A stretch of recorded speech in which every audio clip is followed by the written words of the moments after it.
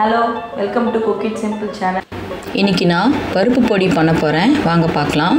அதுக்கு தேவையான பொருட்கள் வந்து 1 கப் துவரம்பருப்பு, 1/2 கப் உடைச்ச கடலை, 1 டீஸ்பூன் மிளகு, 1 டீஸ்பூன் சீரகம், பொடியா நறுக்கின பூண்டு 5 துண்டு, பெருங்காயம் 1/4 டீஸ்பூன், காஞ்ச மிளகா ஒரு 10 காஞ்ச மிளகா எடுத்துர்க்கேன். நான் வந்து இங்க காஷ்மீரி ரெட் சில்லி எடுத்துர்க்கேன். அது நல்ல கலர் கொடுக்கும். காரமும் கம்மியா இருக்கும்.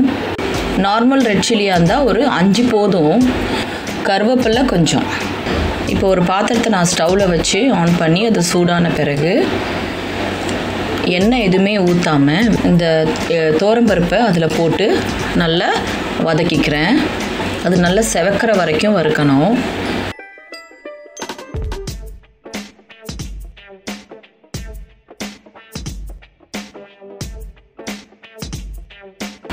அது நல்லா செவந்துட்ட பிறகு இப்போ நான் எடுத்து வச்சிருக்கிற அந்த உடைச்ச கடலையை போட்டுக்கிறேன். இது ரொம்ப செவக்க வேணாம், லைட்டா வறுத்து எடுத்து வச்சிடலாம்.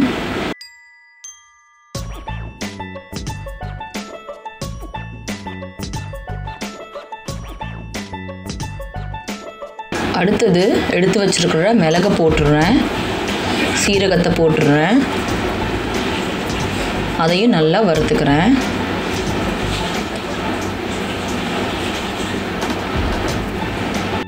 இப்போ இந்த பூண்டு துண்டுகளை போட்டுறேன். அதையும் நல்லா வதக்கிக்கிறேன். பூண்டை வந்து நீங்க முழுசா போடுறதோட இந்த மாதிரி கட் பண்ணி குட்டி பீசஸா போடலாம். அப்போ இன்னும் கொஞ்சம் சீக்கிரம் அது வதங்கும். இப்போ வந்து எடுத்து வச்சிருக்கிற பெருங்காயத்தூளை போட்டுறேன். அதையும் நல்லா வதக்கிக்கிறேன். இப்போ அந்த காஞ்ச மிளகாவை போட்டு வதக்கிக்கிறேன். எல்லாத்தையுமே எண்ணெய் ஊத்தாம ட்ரையா தான் வறுத்துட்டு இருக்கேன். எதுக்குமே நான் எண்ணெய் ஊத்தல. எண்ணெய் ஊத்தாம வறுத்து வச்சா ரொம்ப நாளைக்கு இந்த பவுடர் நல்லா இருக்கும்.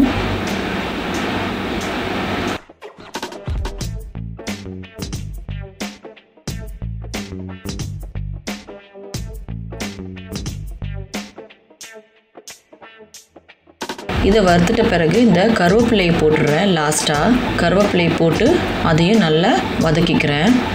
அவ்வளவுதான், நான் எல்லாத்தையும் வறுத்து எடுத்து வச்சிட்டேன். இப்போ அதை மிக்ஸி ஜார்ல போட்டு தேவையான அளவு உப்பையும் போட்டு அதை அரைச்சிக்கிறேன். இப்போ பாருங்க, நான் அதை பவுடர் பண்ணி எடுத்துட்டேன். இது வந்து இட்லி பொடி மாதிரி கொரகொரன்னு இருக்க வேணாம், நல்லா ஃபைனா பவுடர் பண்ணிடலாம். அப்பதான் சாதத்துல பிசைஞ்சு சாப்பிடும்போது நமக்கு ரொம்பவே நல்லா இருக்கும்.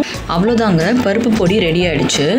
இந்த பருப்பு பொடியை நம்ம 3 மாசம் வரைக்கும் கூட ஸ்டோர் பண்ணி யூஸ் பண்ணிக்கலாம். இந்த பருப்பு பொடியை சாதத்துல போட்டு கொஞ்சம் நெய் போட்டு பிசைஞ்சு சாப்பிட்டோம்னா சூப்பரா இருக்குங்க. இந்த வீடியோ உங்களுக்கு பிடிச்சிருந்தா லைக் பண்ணுங்க, ஷேர் பண்ணுங்க, கமெண்ட்ஸ் போடுங்க, சப்ஸ்கிரைப் பண்ணுங்க. Thank you.